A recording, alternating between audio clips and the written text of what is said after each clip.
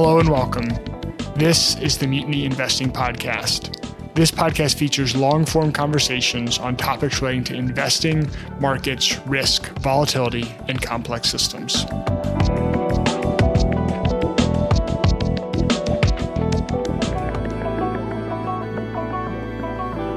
I'm Jason Buck. I'm the CIO at Mutiny Fund, and I'm sitting down today and have the pleasure of talking to Jagdeesh Prakasam from Rotella Capital Management, where we're going to talk about all things volatility, machine learning, etc., how to build actually a very quantitative-based research and investing firm. And Jag is coming to us from Seattle today. And how's Seattle? How's the weather? How's life treating you in Seattle, Jag? Surprisingly, Jason, the weather is fantastic and I don't see a cloud in the sky. This is the best kept secret in Seattle is we don't want too many people coming, so we keep telling people that it rains all the time. So yeah, I grew up, you spent time in Chicago, but I grew up outside of Kalamazoo, Michigan. And I remember they always had this statistic that we only had like 64 days of sunshine a year. And it was second only to like the Seattle area. So I know exactly what it's like. So I want to start off basically with your personal history. So during your undergrad, what was your undergrad thesis in? So my background is in chemical engineering, and my thesis was on the application of artificial neural nets on heat exchangers. So I had coded up a C program essentially to apply neural nets to manage heat exchangers, and that was my first introduction, almost an accidental introduction to what is today considered data science. And I was fascinated as soon as I could see that working and the amount of energy cost saving that we could achieve in that. And that got me into thinking, there could be so many different places in the world that, so many different verticals that this could be applicable to, this kind of, data modeling. And that took me to Chicago to do my master's in financial engineering. And I got into hedge funds and modeling all the time. So that was sort of my beginning into this. I don't want to date you, but how commonplace were neural networks at the time you were working on your undergrad thesis? It was in the late 90s there. And, in outside of finance, I think it was known, but it was not as widely used. It was still a theoretical concept, but it was still a very slow progression in terms of application. I remember it took us like 3 years to implement it. It took me 3 months to code it up, but it took 3 years to actually get a sign off on it. So it was a pretty slow process back then. Unlike finance, where you're eager to sort of apply your algorithms right away and test it across the markets. And probably now you look back and go, man, I was so naive back then, and we've come such a long way with neural networks. Oh, absolutely. I'm embarrassed. I would, especially in finance, it's a different ballgame, right? Because due to the nature of the markets and how easily regimes can change and environment can change, the data can change, it's actually a lot tougher to apply neural nets to finance than it is to conserving energy in a heat exchanger plant. So absolutely, and I hats off to all of those who apply neural nets and make money in finance, because it's a very tough problem to solve. Yeah, it's the difference between like closed loop and open loop systems and dealing with those. So you alluded to, you went to the Illinois Institute of Technology to get your MBA. What was your first job in finance coming out of school? I actually started as an intern at Rotella. This is really? 20 years ago. And it was right after my master's. So I started at Rotella, and since then I have done multiple roles. I started out as an analyst and went on to be a portfolio manager, managed a whole variety of different strategies in different time frames, short term, medium term, long term, primarily in futures. I did have exposure to stocks, but primarily in futures. And fast forward, I became the CIO in 2014, at the end of 2014, and 2018, I took over as the CEO of the firm. So tell me a little bit more about Robert Rotella and like the founding of the firm. He has a very storied history, and that might give us some insights on how the internal thesis or the thought behind how the firm was originally built. Yeah, absolutely. Robert was the original. We think of him as one of the early quant systematic traders. So we have always been a systematic shop. We've never been a discretionary CTA that became systematic or anything like that. This was baked into our DNA. We have never made a discretionary trade. We are always following models and algorithms internally, no matter what we've traded. So he started out trading. He was seeded by Commodity Corp in the early 90s, 91. I really hope one day, if I ever have some free time, I want to make a documentary about Commodities Corporation. Because all the star traders that came out of it, right? I mean, it's a huge club. There's a good friend of mine's like a Michelin-starred chef, and he always talks about the lineage of all the chefs, and he tracks them all the way back, and you only have like a few branches of that lineage. Or it's like I was reading Predator's Ball again the other day, and it's amazing how many of today's billionaires come out of Milliken's group, back in the day. And so same thing with Commodities Corp. It's like some of the legendary traders of 80s, 90s, all the way to today, all like a lot of them came out of Commodities Corp. And most people don't know that story at all. And somebody's got to tell that story because it's got to be fascinating. Yeah, it was a beautiful breeding ground. They found the right, their algorithm of picking the traders and seeding them was, I think it's a success story in itself, how they did it. And Robert came out of it. He was the quant systematic guy. There were a lot of discretionary traders like Bruce Kovner and, others, but he was the systematic trader. And, as life would have it, he had a phenomenal run from there on in the 90s and early 2000s. And Commodity Corp was bought over by Goldman Sachs late 90s, and they continued to keep an allocation with Rotella Capital, and that's where the founding of the firm came into being. And so far, we operate like one of the things that Robert's always sort of insisted, that we operate as a research first firm. And that's one of the reasons we have continuously researched and evolved, because one of the things was his requirement to us, I remember going back 20 years, was that the day we stop researching or evolving or trying to build a new model, that's when it's the beginning of the end. It is one of those things. It doesn't matter how great a year you had last year or how great a quarter you had this past quarter, but you had to continually research and get ahead of where things are, and that's been a very good sort of thing that continues to remain within the firm across, any department you pick, your technology or research, they're continuously evolving. Even today, I can tell you a couple of them are looking at the impact of cryptocurrencies on publicly traded markets. That is, these are all forces in play, and we continuously look at it. And then there was kind of a shift in the firm in 2008, for lack of a better term. Can you kind of talk about that, or the way you guys not changed direction or pivoted, but just started thinking about markets slightly differently? Yeah. So, see, at our peak AUM, we were at about 1.6 billion at the time. We had we did very well in 2008. We provided, we delivered on the mandate our products were meant to deliver, which was great. But one of the things that we did was we also seeded a bunch of outside traders after 2008, because one of our macro viewpoint at the time was that equities was going to have a bull run. It was going to have a big bull run. We almost called the fact that managed futures was going to have somewhat a subpar decade. Maybe we didn't say decade, but the next 4 or 5 years, because it felt like the way the Fed had come in, that it was encouraging people to buy the dip.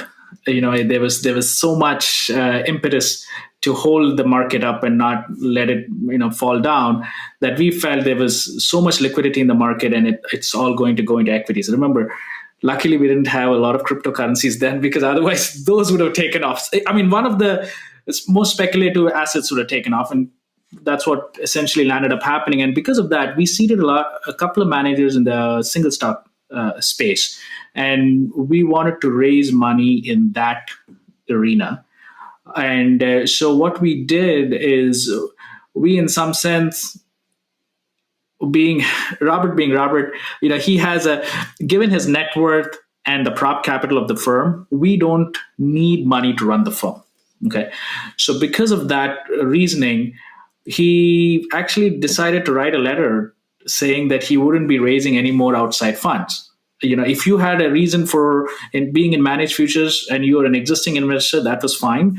But he didn't want to raise any more money because he felt that there is going to be a subpar performance, and it may not deliver like people want it to deliver.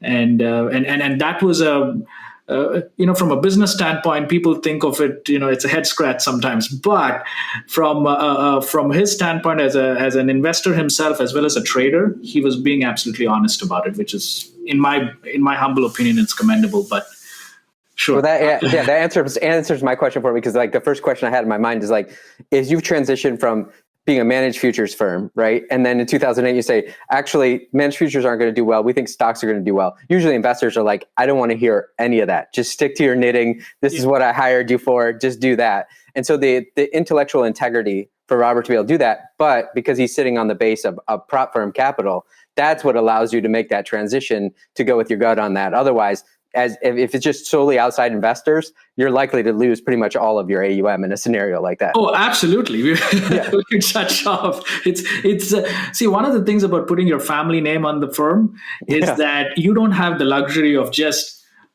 shutting shop and starting a new fund. That is not what we do. So we are very careful also internally when we manage money. We always seed our strategies with our own prop capital first to see how it works for couple of years before we go out and start raising money for it. So that's something we do. And you're right, the luxury is because of having that prop capital, we are able to do it. But that's always, that sense of honesty and integrity has always been the case. And also it's driven from the fact that Robert has his family name on it, which is important. So you guys started seeding equity investors in-house in 2008. How has that evolved in the last 13 years? Did you start transitioning back out of equities, more into managed futures or other strategies, or how did the firm evolve since then? So after that, what we did is we had a strategy, a market neutral strategy that we spun out from Rotella. And I think they did well. They were about $300-400 million, I think, when they were spun out. And since then, we've actually, to be honest, we have kind of come back to managed futures. So a lot of our strategies, we actually are very bullish on managed futures right now. And we've actually put all of our risk capital on managed futures. And this has been a transition for the past couple of years. We've been doing this for like 3 years. And also the quality of research, I think we feel extremely confident of the quality of research that we have internally, because some of the models and the model basket that we've used is way different than what it used to be. So, for example, in the past 3 years, 70% of our risk is in new research. It's not from legacy research, which gives us a lot of confidence. We see why it's outperforming, why we can actually extract alpha in this space, and we are outperforming the benchmarks substantially. Like last year, we outperformed the CTA index by 20+%. So, I mean, there is a reason for it, and I think we are able to stay ahead of the curve. I think people are going to catch up, and that's perfectly fine. But I think we are ahead of the curve is my feeling on that. And then you guys have a panoply of strategies now, but part of that evolution was, did you stop seeding outside investors and now you seed it all internally? So basically you're creating your own commodities corp now, or how does that work? You could think of it like that, but it's a very collaborative approach. So it's not, Commodity Corp had these sort of individual traders and bubbles. So Robert knew what Robert was doing and Bruce Kovner knew what he was doing. And I don't think they exchanged notes, but the thing is here, it's a way more collaborative approach, because one of the risk factors of, for an investor coming in, now that we are back out trying to raise money for these strategies, we want to make sure that it's a stable investment team because otherwise, if it's just pegged only to an individual a PM without a support structure, the risk is too much on that individual PM. From both standpoint, from an innovation standpoint, it's great for us. From an investor standpoint, it's great for you, because you have a stable backup team that you know that there is an investment committee discussion every day from 3 to 5 in the firm. And I can tell you that it happens every day. But so everybody discusses their issues, their problems, what they're seeing in the market. And roughly everyone has an understanding of what the other program is. And at least 2 people have an understanding of exactly what the code is in play. So something like that. So there is a redundancy as well built into that structure. So I've been on one of those investment committee calls with you, and there is a lot of people on those. And so part of that is you have experts and researchers all over the world. And so are you going out and looking for them, or are they coming to you with strategies, or how do you guys kind of put that together? So we typically, what we do is, I'll tell you a recent example. We wanted to build our own natural language processing engine. So what we did is we were trading sentiment signals for a couple of years. But what we found is all these alt data providers that we were looking at were bringing in their own sort of natural language processor and coming up with a sentiment signal, whether they're bullish on the S&P or bearish or bullish on any individual stock or bearish. So what we were doing is we would aggregate across all these stocks and come up with one signal for S&P futures or NASDAQ futures or what have you. And futures being a 24-hour market, we were capitalizing on the fact that we could make a trade before the cash markets open. Okay, so that was where our play was. But what we found is there was too much risk with sort of outsourcing your natural language processor in that sense, because the mandate for the provider is very different than ours. They don't know what we are using it for, and they could potentially change it, evolve it. And we had to write in things like we wanted a fork and we wanted to maintain it. Still, it's not the same. So what we did is we built our own natural language processor. So when we went down that path, so we had an objective and then we hired around it. So we looked for researchers around it. We looked for people who were involved in it.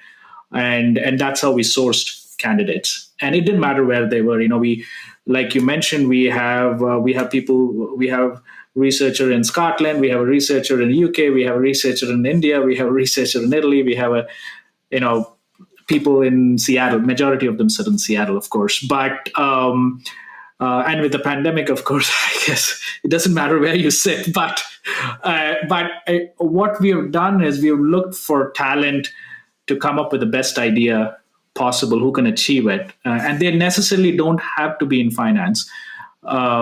It's fine. As long as they're an expert in that area, that's good enough for us. Well, that begs an interesting question. One of my favorite business books is called Loon Shots, and it's about like the combinations of different kinds of cognitive diversity that you need in a company, but also the tension between those. He calls them like artists and soldiers, and how they don't think alike, but you need them to work together to solve problems. So it's like, if you're searching for somebody that has a deep expertise in machine learning, how do you combine them with like somebody like you has a deep expertise in financial markets to make sure that it actually can work or overlay with the actual financial environment? Like, and how do you put those together? Because it's a really delicate balance. Yeah, that is where the science part of that is where the art part of the business comes into play. You're right, because you have incredibly smart people who know who know the theory behind it, but haven't applied it to finance, and they tend to look for black and white. I'll give you a good example is, everybody talks about machine learning models, but when you talk about machine learning models in outside of finance, they're looking at use cases where the signal to noise ratio is really high. It's, the potential margin of error is low, the possibilities are low, and they're applying it to those use cases, and everybody's fascinated looking at it. But when we apply it to finance, it just blows apart the number of scenarios that this particular algorithm should be prepared for. And that's something I can tell you, people who come from outside finance just don't like it. They look at it and say, you're asking me to make a black and white decision in a gray market? Yeah. And I'm like, absolutely. This is exactly the game. We just need an edge, a slight edge, and we are going to have losing trades. And the idea of losing trades scares them. But I said, yes, we are absolutely prepared for this. We know that ahead of time this is going to happen, but we are looking for an edge where we are trying to increase the odds. We are never going to look at a trade and say this is a sure shot. It's not like a pure arbitrage trade here that we know ahead of time that this is going to be a profitable trade. So that's always a challenge. So what we do is we tend to pair them up with people who have been in finance within our firm for at least a year or two before they start building models on their own. So they get to kind of watch alongside. They have one of the first things we do is we put an intraday P&L dashboard on their desktop and say, just watch the markets. Here are the trades we made today, or here are the trades all these different strategies are doing, and watch it in real time. I remember one of my favorite hires earlier on, and was Kemp, and I think you met him, and he came in, and we watched the May 6th, 2010, meltdown live. We were watching the screen as it was happening. I think it was just before around 12:30 PST, and we were watching this happen, and we were trying to see, how would our models do? I mean, it recovered quite a bit that day, but I remember that it suddenly got him hooked on to watching the market. So there could be so much action. If you remember, 2009 got boring after March of 2009. It got boring. It was kind of this low volatility upward grind kind of thing. But once that happened, it got the pulse going and saying, okay, wait, so these are all scenarios that can happen even intraday. And actually, we landed up building a whole variety set of intraday models. And we always kept that as one of the scenarios that could happen. And we would throw that in as at different points to see, would the model survive? We would sort of make fake data by trying to throw that event in and see how would the model react. So that's always an education process, but that's how we've kind of tried to get it in. But it's definitely an art. There's no formulaic approach to this. I'm sure the first thing you have to teach them is about trading costs, right? That the best algorithm in the world usually gets destroyed by trading costs, and that's mind blowing alone. It's like slippage and bid-ask spread, and commissions. I remember, even myself, this is going back 20 years, and I'm going to embarrass myself. I made my first trading model, and it was like, typically I was doing, ancillary research for the most part for trading models. And finally, I got down to the point where I was building my own trading models. And one of my first models, in the first week this happened, where I got at the time, like too sharp or something. And I was so kicked. I had to take a walk. I remember I was here in Washington on Caroline Point, and I kind of took a walk out because I couldn't believe it that I would have arrived at a too sharp system. And I'm terribly embarrassed, of course. I got myself a Starbucks. I came back. I had to think about it. And then I said, wait, I don't think I have added, slippage and transaction costs into this thing. And once I added it, it dropped so badly. It was like, man, I couldn't. And it was a short-term system, as you can imagine, with short-term systems, more so than long-term systems, it can kill you. Yeah, I have similar embarrassing stories, and we're going to talk about VIX today, so I'll talk about that. It was like almost a decade ago, I was developing all these intraday VIX arbitrage models and everything, and they were so beautiful, but then they couldn't hold up to the transaction costs, especially that $50 bid-ask spread that you had. Oh, the VIX is huge. And so it was embarrassing as well. It does make me question, like Rentech, have you ever had to use a human override and pull the plug, where you felt like, oh, there's just something outside of our algorithms here. Let's just take risk down dramatically and basically, shut down the algos for a day or two or a week? Or has that ever happened to you guys? No, we have never shut down an algo like that. What we have done, though, is turn down leverage.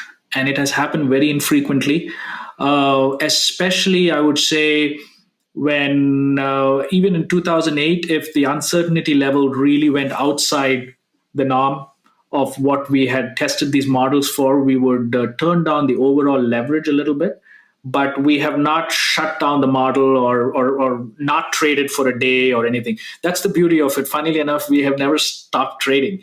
We have always had a trade in the market for 30 years now.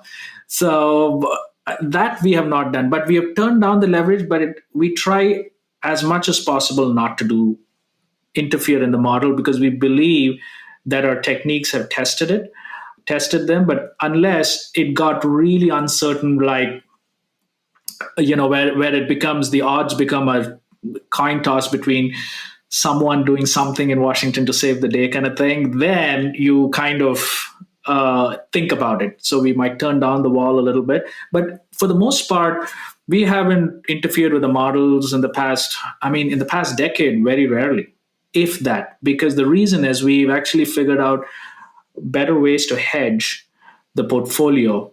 Ideally, it's counterintuitive. Ideally, what everyone wants is to have passive products that'll hedge you. But these passive products themselves are dynamic in nature. They are very actively traded products that they just want to hold on to it and not worry about the exposure, because no one likes market timing and no one likes prediction. They haven't really succeeded. There are very few people who have succeeded, and there are almost no one who has succeeded for a long time. So that's always been the case. So at the heart of it, we have found better ways to come up with products that'll hedge, actively traded products that'll hedge our exposure. So we don't have to make these sort of decisions and allow the strategy to kind of do its thing. And it's actually very informative. Even if it had a drawdown, but it was hedged, that's actually a very educational thing from our standpoint.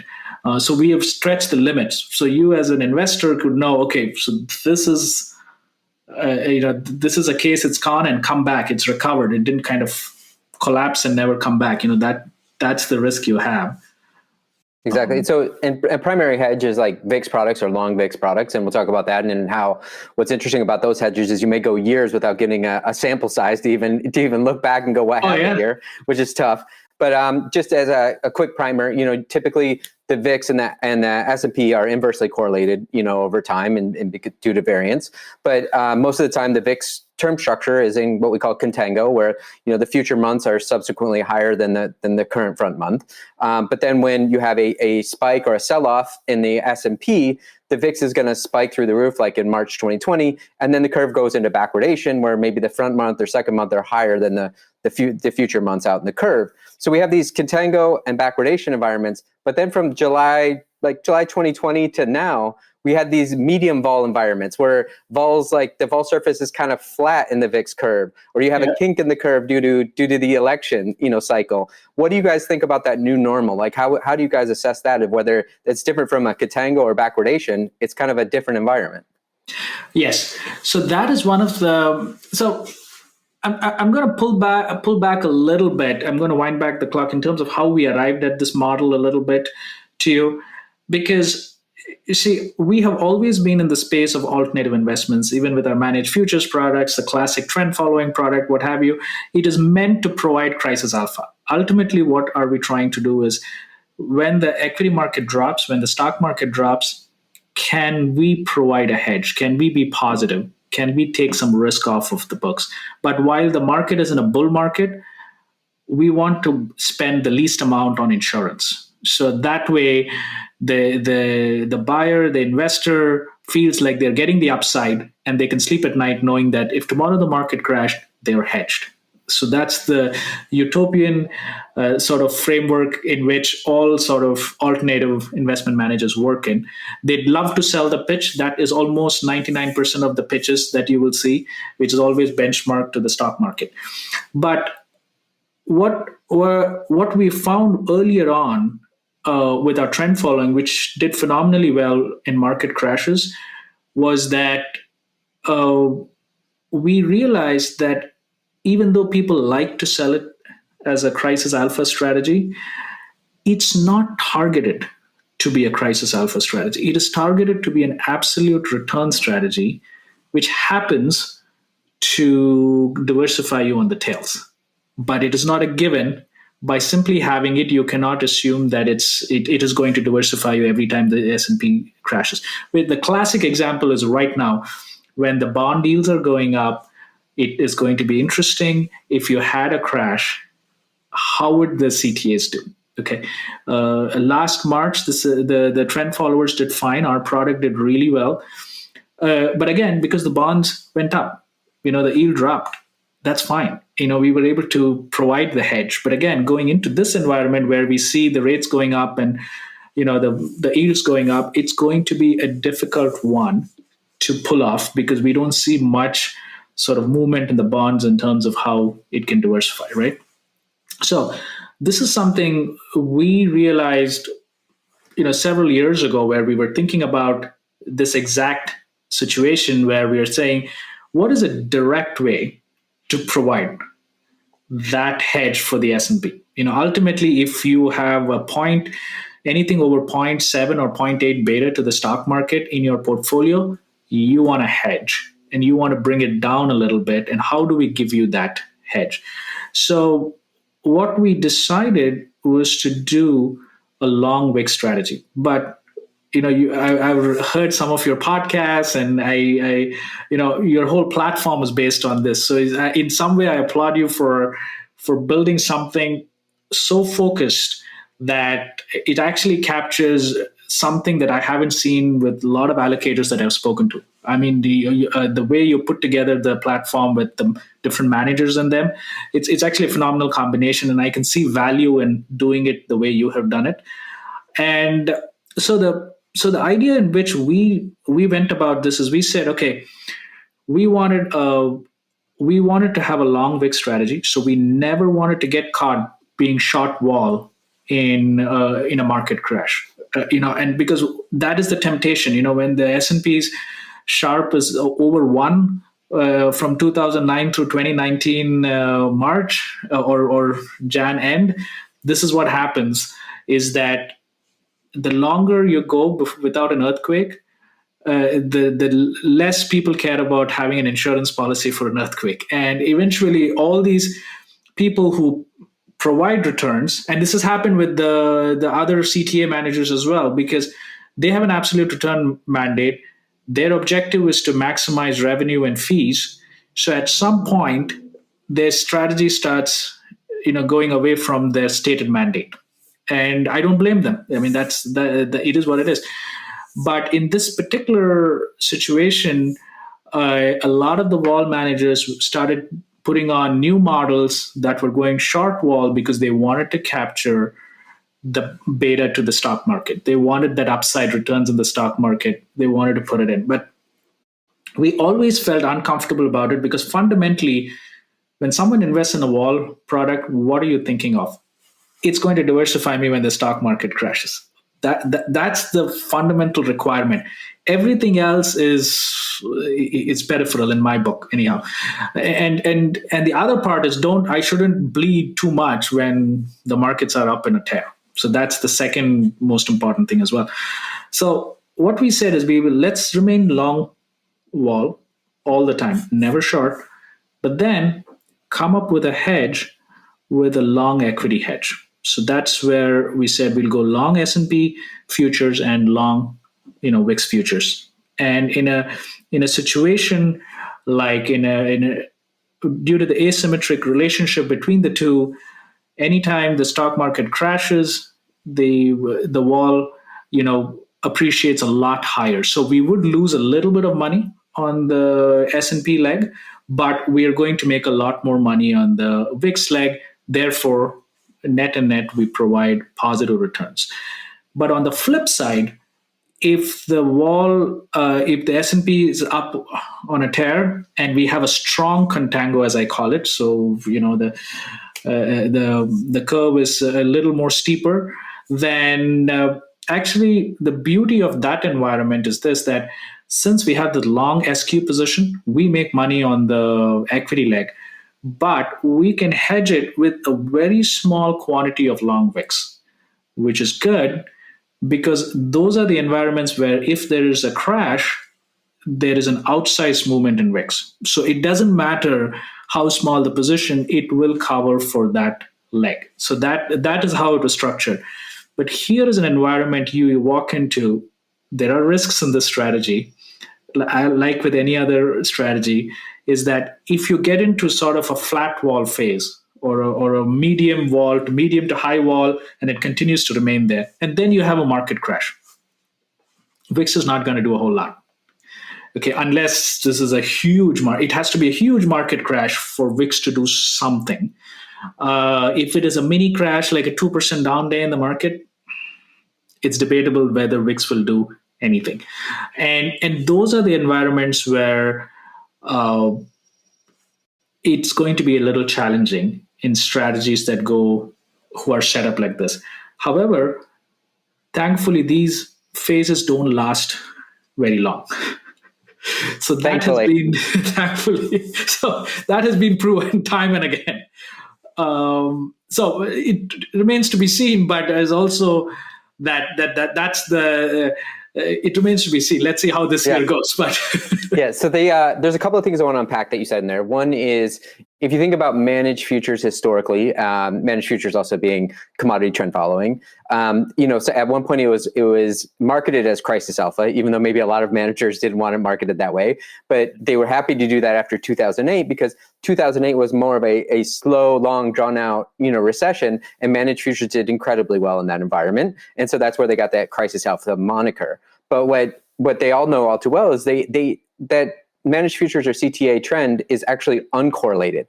And so a lot of people miss the meanings between correlated, uncorrelated, and negatively correlated. And that's what you're hinting at is with VIX or put options, you want to be negatively correlated to the S&P. When you're uncorrelated, that means you can move in tandem with the S&P. It's more of a random noise or process. So that's part of one thing I want to unpack about this is why you're looking at VIX systems, because they have that negative correlation.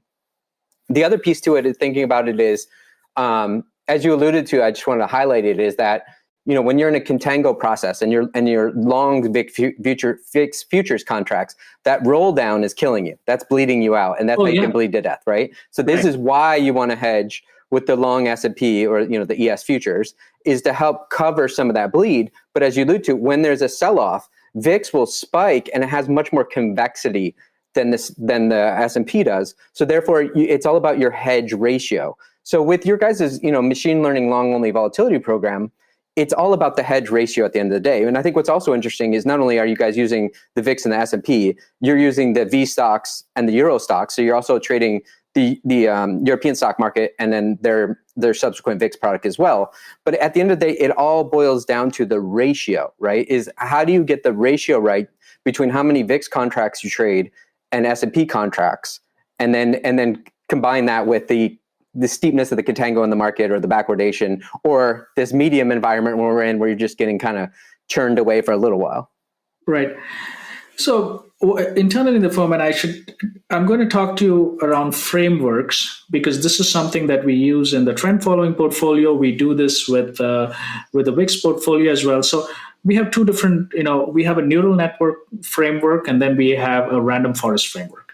Okay, so both of them are supervised learning systems. What I mean here is essentially we have an objective that we want to achieve, and we have a multitude of inputs here.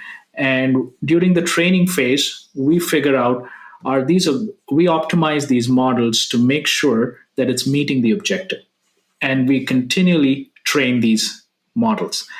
And with respect to the wall strategy that we are discussing with VIX and S&P, it has a neural network framework in it, which essentially alters the hedge ratio. It's almost like a position sizer. So in this strategy, we are not trying to predict when is the next crash. That is not the objective. The objective is, all we're trying to do is we want to pay the least amount of insurance to protect the long SQ position. But when the crash does happen, we want to hold on to the gains, because a lot of strategies might be right. This is one of the things that happens with a long VIX strategy, which is not hedged right, or when the hedge ratio is off, is they give back all the returns. Typically, if there is a steep crash, which recovers even midway, halfway through the next day, you will give back a lot of the returns, right? And so our goal is not only to pay the least amount of insurance, but to also hold on to that payoff whenever it happens. So those are the two sort of objectives we have that we are optimizing our models for. So you can use a multitude of different models. If you're building a model today, take your pick. You can use any algorithm, but what's important is the objective function that you're trying to achieve, and to see on a continual basis, are you achieving it? Because that was your objective. So that's the beauty of the machine learning framework that we use, is you already know ahead of time. It's easy as an investor to know, okay, what is it that they're trying to achieve, and has it achieved that? It's a good way for you to evaluate clearly, rather than an unsupervised learning system where they don't have an objective, but they will say, let me find patterns in the data, and it's an evolving sort of hypothesis. And that's a tough one, because then as an investor, you don't know, or I'm not sure if the builder themselves know as to why something didn't do well or something did well. But granted, they're trying to look for new patterns as they evolve. But this is a more controlled environment from that standpoint.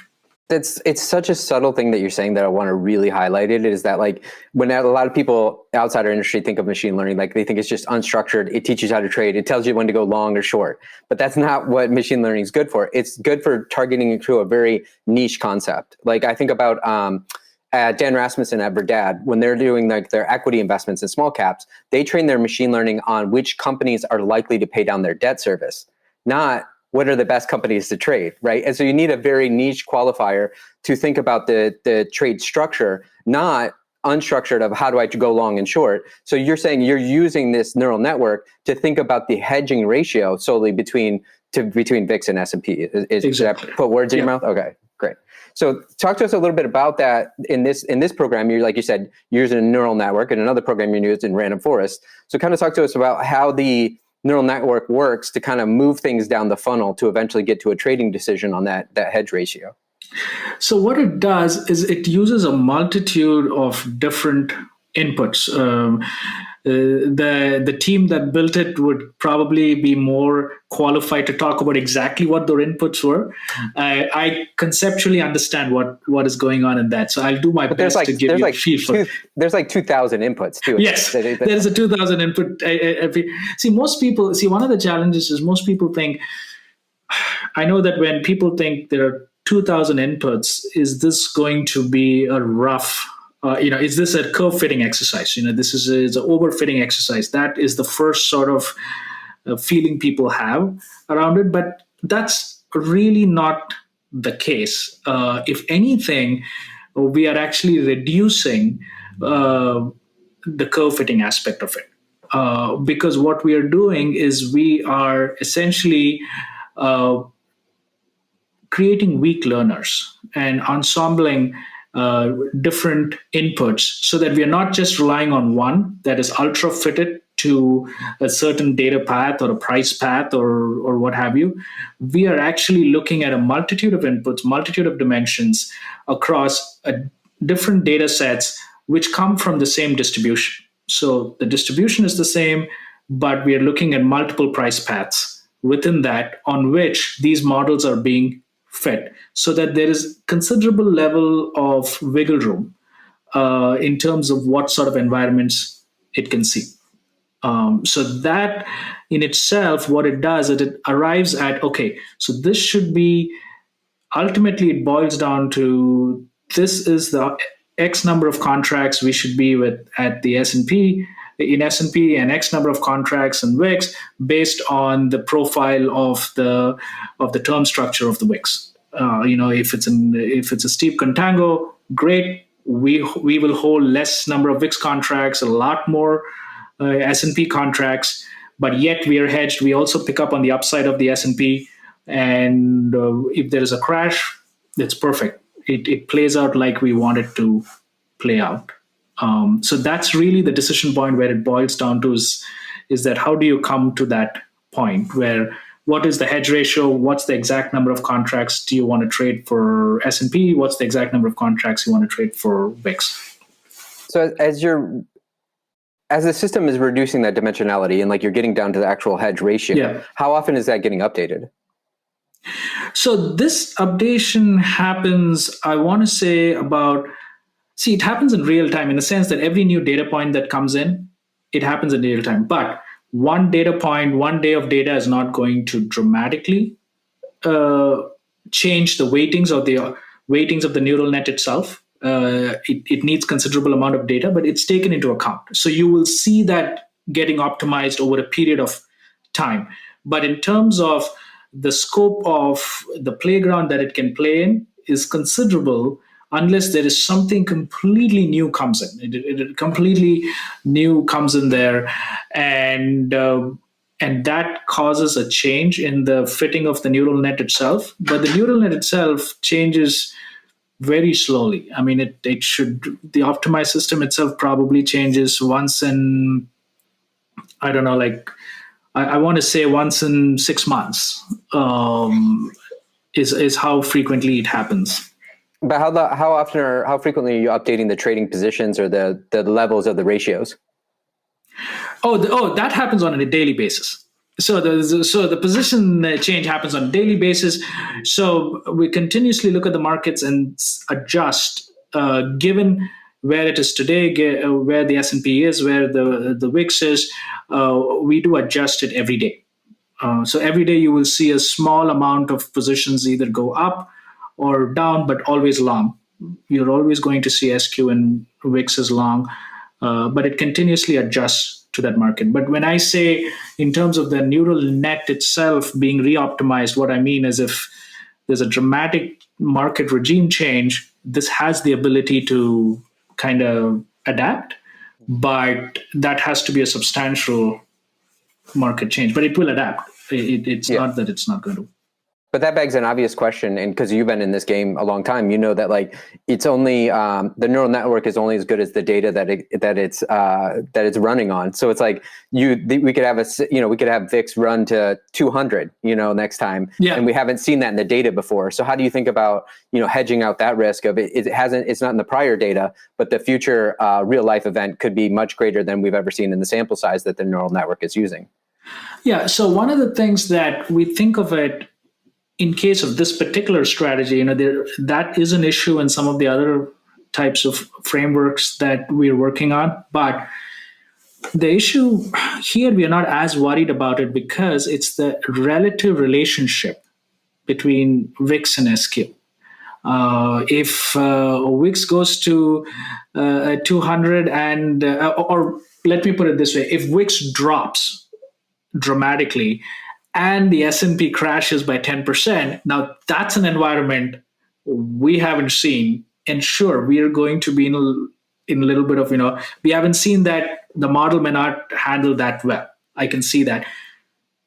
The probability of that happening is extremely low, but that's the type of risk I'm talking about. As long as the relative relationship still remains intact, it's okay. It actually doesn't matter if VIX goes to 200. Yeah, that's the best part is people don't think about that. You have the inverse is like when you're long volatility, those outlier events are only beneficial. Like if VIX hits 200, you're long VIX, so it's fantastic. But it begs a reverse question: is that when we saw March 2020 with VIX in the 80s, or even if we saw VIX in the hundreds, like now you're developing air pockets underneath a long VIX position. I mean, you're trying to get your hedge ratio right, but how do you guys think about that? Like in these kind of 80 VIX environments, it's kind of a new regime. And are you lightening up on position sizing in those scenarios, or how do you guys think about affecting the position?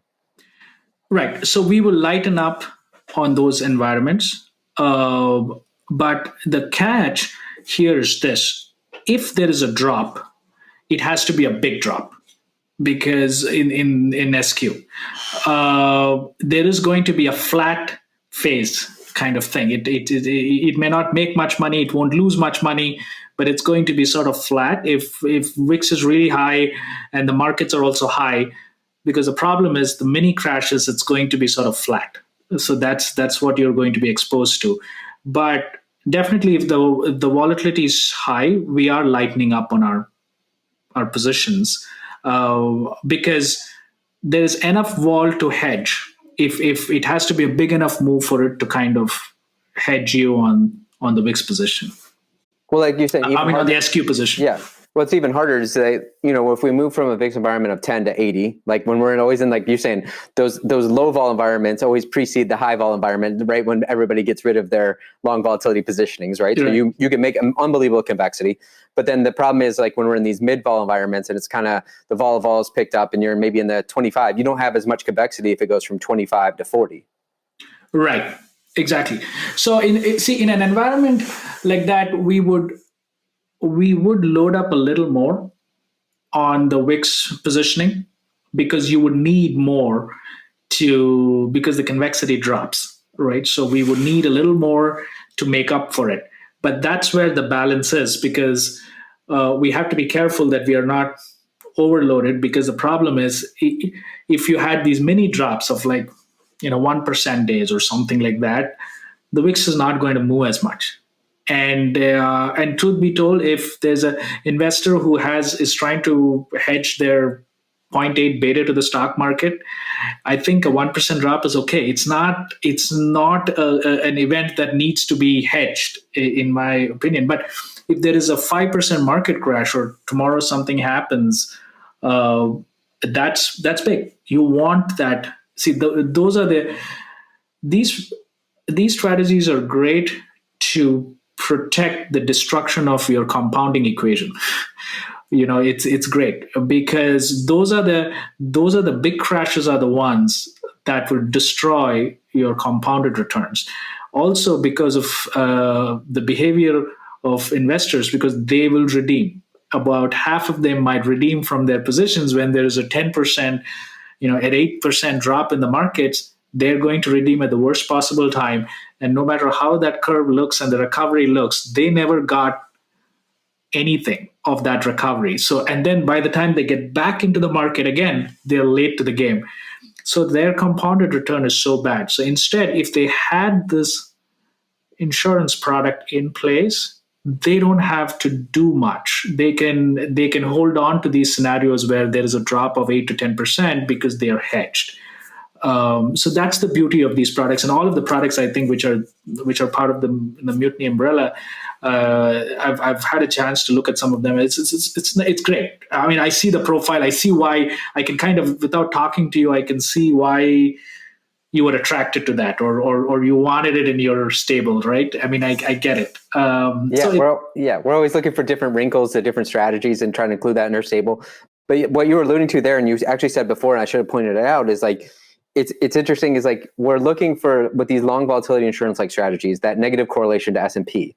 But that, if you ask another question, we have to dig a little deeper. That's not quite accurate, right? What we're actually looking for is, in a trending up S&P environment, we actually want to be uncorrelated or slightly correlated to S&P. And then in a sell-off, we want to be negatively correlated, because if I look at the scatter plot of like your machine learning long only, that's exactly what you're trying to do. Because as you said, you're trying to maintain a flat or slightly positive carry during a risk on cycle, but then switch, be that negative carry convexity that's negatively correlated to S&P in the sell-off.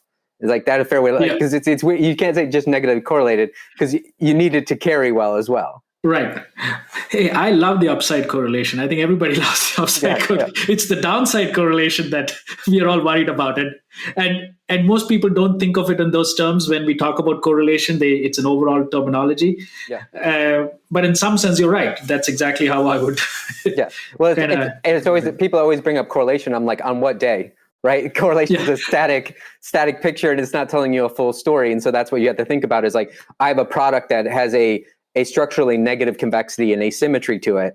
But if also during a risk on cycle, if it has a positive correlation, that I'm fine with that, because I'm sitting on all this convexity for a sell-off, right?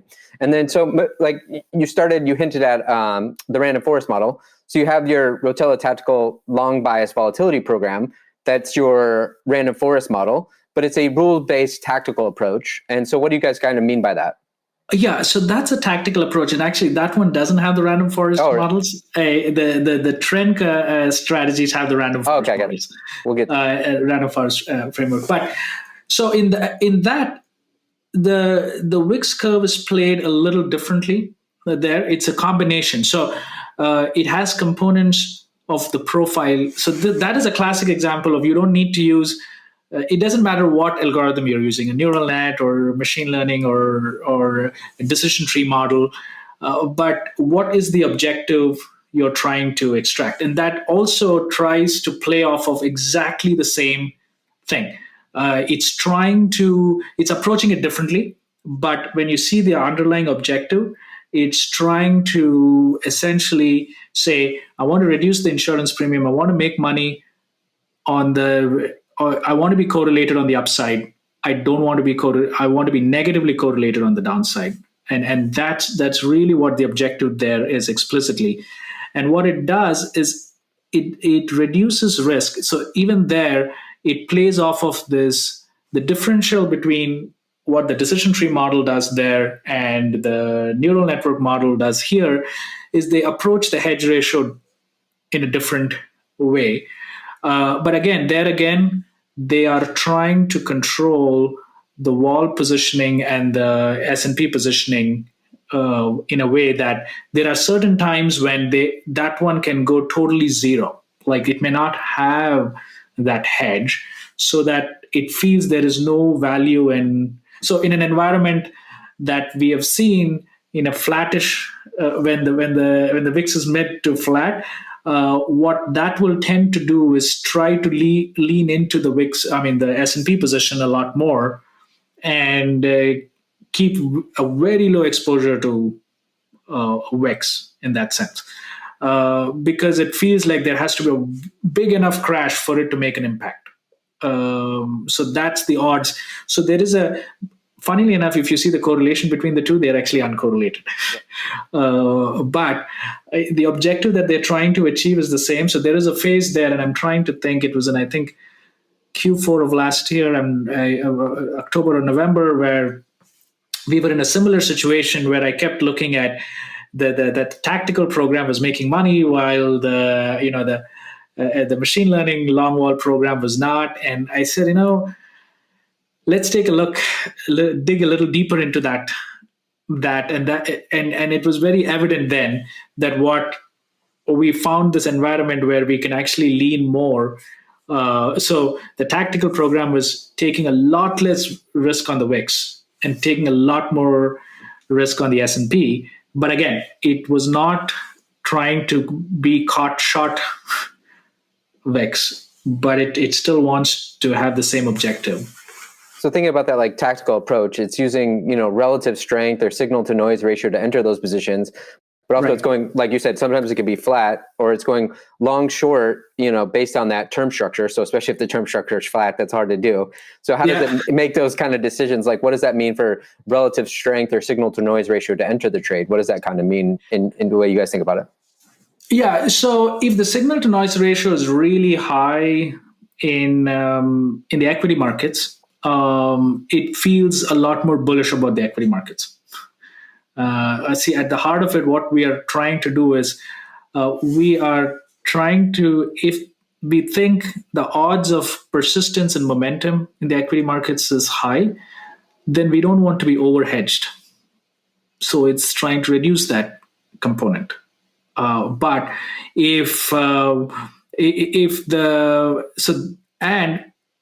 as you know, when you're in a long VIX position, you have this, in a contango, you have this headwind from the roll yields.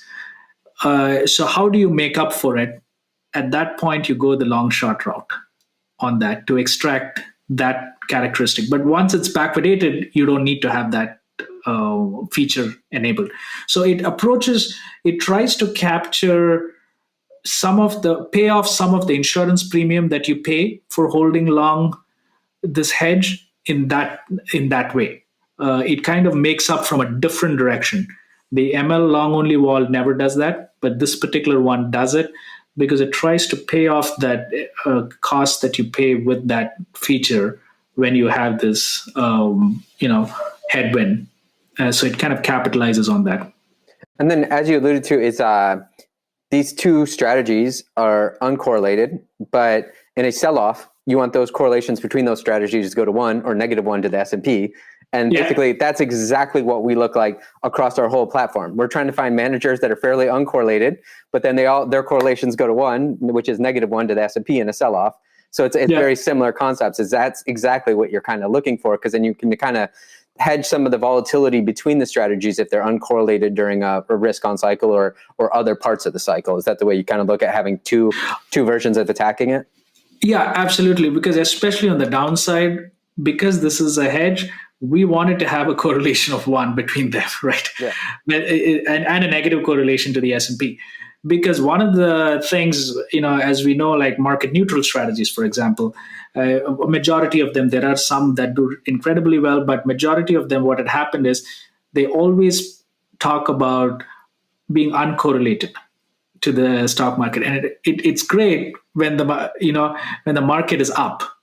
And what happens is when the market falls, what we have found is, since majority of the returns is made on the upside on long trades rather than short trades, they tend to be more correlated on the downside, right? And few of them have mastered it, absolutely, but there are few, or majority of them could not deliver on the downside in spite of being uncorrelated to the stock market. So in that sense, this is more.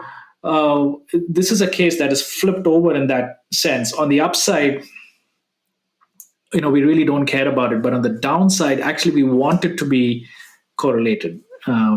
So yeah, and you have a bigger suite of options on your hand than I do. So yeah, we're cheating, so it's different. Yeah, but and then you also have the interesting piece of that, like you kind of said before, is like on any sort of -10% move or less in the S&P, that's a lot of noise, and that's not necessarily what any of us are hedging at. We're just sitting on that massive convexity that we can accelerate into those bigger down moves, and that's what you can get out of these VIX going along the VIX futures or buying put options. And that's kind of the key to it, is like you have that, like you're saying, if somebody's long short, they don't really have that convexity in a sell-off. That's why they tend not to do well in a sell-off. Yeah. But we're sitting on an inventory of very convex products that are going to dramatically outpace the sell-off in the S&P. Absolutely. And then, so while I've got you here, so I'm gonna cheat a little bit as well, is that we're in the process of also building a basket of CTA trend following. And so you're somebody that's been in the space forever, so you've got to see how the space has changed and evolved. And as you said, you guys are working on random forest models for CTA trend. But what's even more interesting, why I want to pick your brain about it, is like, as you said, you guys were willing in 2008 to even pivot away a little bit or reduce the exposure to managed futures. So you're a bit agnostic about the space, but as you said, that's coming back fully into your programs, where you think it's going to have a better future moving forward. Just in general, like how have you seen the space evolve, and how do you think about CTA trend or managed futures or trend following in general? Yeah, so one of the classic, everybody, when we talk about trend following or managed futures, they think, it's a bunch of moving average crossover models that have been marketed really, really well. And that might have been the case in the past. I can attest to, as part of being in research at the time, I can attest that we did a lot of different things, which has nothing to do with moving average crossovers. But at the heart of it, see, fundamentally, any model in the past, in the 2000s or in the 90s, was they used one data stream. So we would build a model. Let's say we were building a model for crude oil.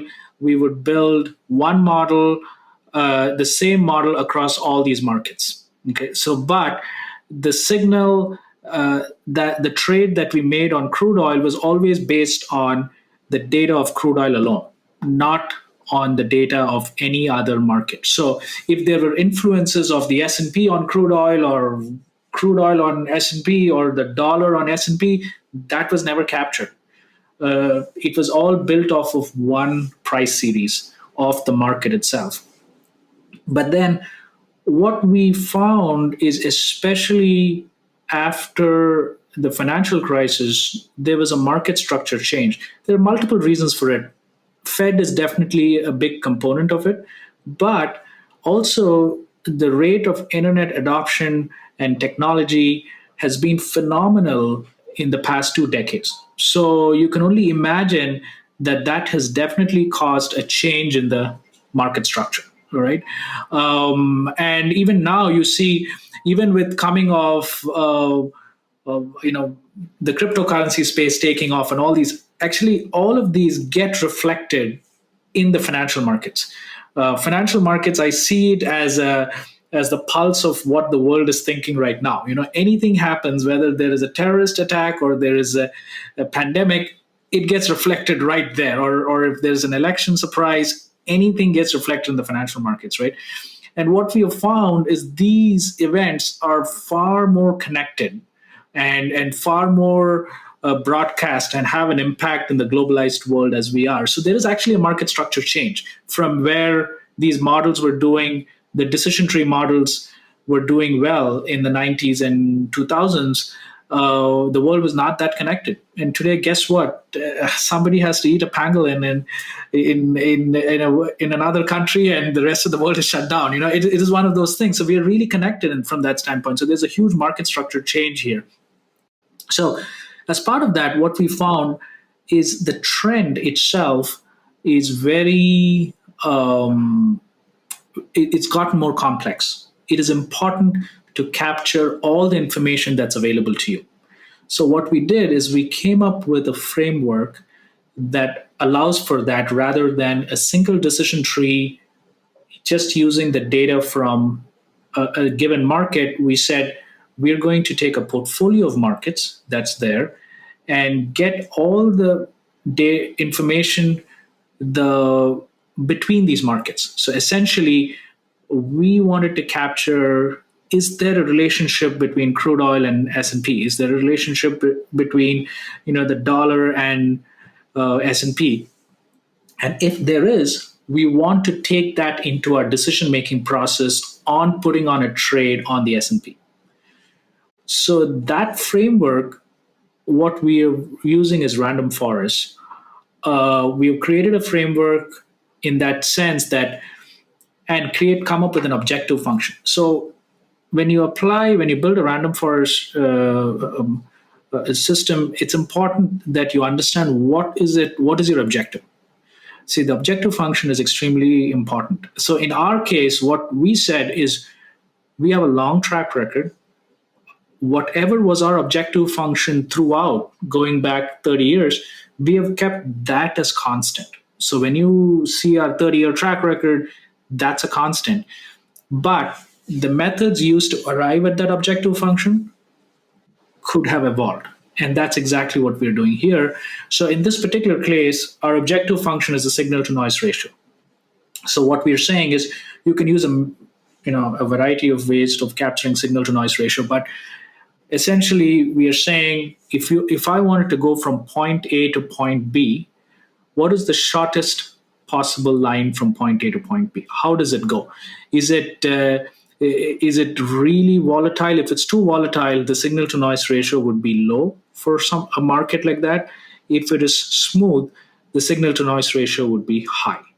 And what we're saying is if we have all these different inputs coming in, influencers coming in, would we be able to achieve a smooth signal to noise ratio in the S&P in the next 20 days or 40 days, whatever may be the look back period in that metric. And so what we've done is, see, that's a big part of it. And also, and this is a tad bit embarrassing going back 20 years, when I used to build decision trees, there was a tendency to overfit. And those days, what we used to do is, we got to do in sample and out of sample. That was sort of how we thought about the world. And what would happen is, the funny thing is, if your out of sample looked bad, guess what? You're going back to your model, tuning it back up until your out of sample looked good. Yeah. So at that point, you would rather have the whole in and out of sample together, because it probably makes your life easier if that's what you're trying to do, right? So we would always, it was a little bit subjective in terms of when we would stop doing that. Yeah. So that was our way to kind of prevent overfitting. This is, over 20 years ago, but we tried to do, simulations with alternate time series and things like that. We simulated different price paths and saw if the model would stay stable and that and this. but it was never satisfying, because what would happen is some of these simulations would throw out price paths which could not have happened, or at least it didn't look like it could ever happen. And then the model, if it falls apart there, we would say, well, that could never have happened. So I'm not really sure if I should take that into consideration. Yeah. But one of the things with these and also, I think the reason it worked, we did make good returns those years. The reason it worked was also, one is, of course, in trading, there's always an element of luck. I can tell you that there's a lot of element of luck here. But the second part is also the market structure allowed for it. The market structure was fine. But in today's market structure, it will not stand a chance. And that is what a lot of the CTA players are finding out. But what we've done differently is, when you take a random forest, and just to give you a feel for, it's very much related to decision trees. So essentially, let's say we take 30 years of data, 200 trading days, 6,000 days. So you can think of 6,000 days of data, and we can chop it up randomly to chunks of 200 or something. But we randomly pick it. So this is picked from the same distribution, and we will fit one decision tree for each of these randomly picked samples. And ultimately, what we are creating is weak learners. And what I mean by that is, instead of taking one decision tree and doing it across 6,000 points, we have taken that same decision tree and tried to optimize it only for those 200-point pieces. They are weak learners, so we are distrustful of them. So we don't actually trust any of them. And then we average it out. So it's an ensembling technique that takes a bunch of weak learners and comes up with a one decision. And again, what we're trying to do here is we're looking for persistence and momentum. This is a momentum model. It's a persistence and momentum. All we need is momentum to persist for another 20 days. We are not saying this is going to be the price or what have you.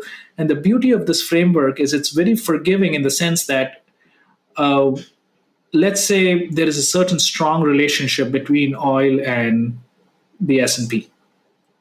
And over a period of time, that relationship flipped. This will adapt to it. Or if there was another relationship that is picking up between the dollar and the S&P, or the bonds and the S&P, that will get, it allows for automatic pickup of those things while not putting too much weight on it, right? So it gives it a vote, but it's not completely tied to that. So you can't go horribly wrong with it. So this ensembling technique kind of reduces the risk of overfitting. I like this way more than what I was doing 20 years ago. And admittedly, this is done by our very competent data science team, and I'm fascinated with the ideas that they can come up with, and they're far more intelligent than I am. So basically, it creates almost like a dimmer switch, in that, like, as each vote gets added to the system, it's slowly changing the majority of those votes over time. And so it staggers into that position, or that regime change, or that market structure change. But you hinted at it earlier. What do you think about the market structure change of bonds moving forward? Let's just say the classical trend followers have ridden this amazing bond bull market for the majority of their trading life. And if that market structure changed, as you hinted to, how do you think the ones that are just using classical decision trees are going to do? They're going to I think it's going to be a rough phase. Okay, I think the jury is still out there in terms of what will happen to the bond market. I can tell you internally, we've been debating this, saying it feels like the Fed comes in every time there is a little bit of a dip, saying buy the dip kind of a feeling. So we might still be in this, sort of maybe a bond flat market or bond bull market for a few more quarters here. And there's a strong opinion on the flip side of it. We're saying, no, we are going to be in a better market. So it remains to be seen. But I think that is one of the risks. And that's been seen even last year when, if you saw the CTAs, many of the decision tree based CTAs hadn't done well at all last year after Q1. and that kind of plays out. So it remains to be seen how they would do, or they may deallocate to bonds. This might be a way for them to. Like you said, in 2020, a lot of them with longer lookbacks or medium to longer lookbacks got whipsawed, and they didn't do well. They didn't provide that crisis alpha in 2020, which is understandable. But what I'm more curious about too is what you hinted at earlier and just now again is like bonds may be a certain proportion of their positions or maybe constrained bucket. But as you said, as the market shifted in 2008, a lot of those managed futures programs or those CTA programs to stay relevant and to raise AUM, not only one, did they reduce volatility targeting because that's what people wanted, but the other thing is they transitioned more to the financial side of the equation and more trend following those markets. And a lot of them kind of reduced or got rid of those commodity exposure positions. So how do you guys think about internally, like, do you have a band of framework or a band of percentages that you still hold in commodities, knowing, sure, we may not have seen a lot of commodities in the last decade, but that could turn around, that market structure could change, relatively quickly into the future. Right. So what we've done is, I had multiple opinions. I mean, I have a different opinion on this because it's highly risky, in my opinion, to do this, to add an additional layer of parameters. So when you add this dynamic algorithm to weight the sectors differently, there's an additional layer of parameters that you're tuning to. If you get it right, good for you. If not, you're in trouble. So a lot of the CTAs did that even with equities. After 2011 and 2012, when they had 2 down years, they decided that they were going to turn up the weighting a little bit more to the stock market, to the equity sector, and some of them picked up on that alpha. On that, I wouldn't say alpha, but would have picked up on the returns there, right? But when during crashes, they were not able to provide the same level of diversification that you would have expected from them.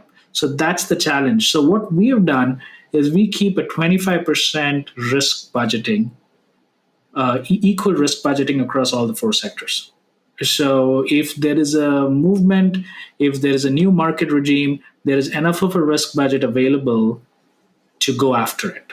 And we also have a risk budget on a market by market level. So we don't, it's a margin to equity risk budget, but we kind of keep that so that we don't get highly concentrated in few markets, even though we are trading, 80 plus markets. So that's something, that's how we viewed it. We've tried to take out, what we try to do is we really care about overfitting. We're really scared. we lose sleep over overfitting, right? So we always want to make sure that we are trying to not overfit in any way. So what we've done is we've tried to eliminate as many unwanted parameters as possible. And as part of that, we've kept this as an equal risk budget rather than tuning that. Got it. So I monopolized more of your time than I said I would. But before I ask you where people can find you, some people may have heard of Rotella or maybe not, but then they've heard of Qdeck, and so right. Or vice versa. So what's Qdeck and the relationship with Rotella? So Qdeck is our FinTech product. So what we are trying to do with Qdeck is what I would say Starbucks did with the coffee industry with mass customization. So that is our goal with Qdeck. It's a hedge fund as a service model. What we believe is ultimately investors want solutions to fit their exposures. And this is a way for them to come in and build portfolios to come up with custom solutions to their various needs. So on that front, we do have a couple of clients using it right now. We have actually opened it up to the RIA world as well. So a lot of for the RIAs, actually, we are building robo-advisors for them so that they can efficiently use some of our machine learning knowledge and build ideas that could potentially compete very well with the existing robo-advisor offerings that are there out in the market. So that's something, that's what Qdeck. So Qdeck is very much part of Rotella, and it's a FinTech product that is managed by our data science team. And where should people go if they want to learn more about Qdeck or Rotella? Qdeck.com. And it has information on both Rotella as well as Qdeck. Yeah. Perfect. Thank you so much for your time, Jag. I really appreciate you coming on the podcast. Yeah. Thanks a lot, Jason. Thanks for your invitation.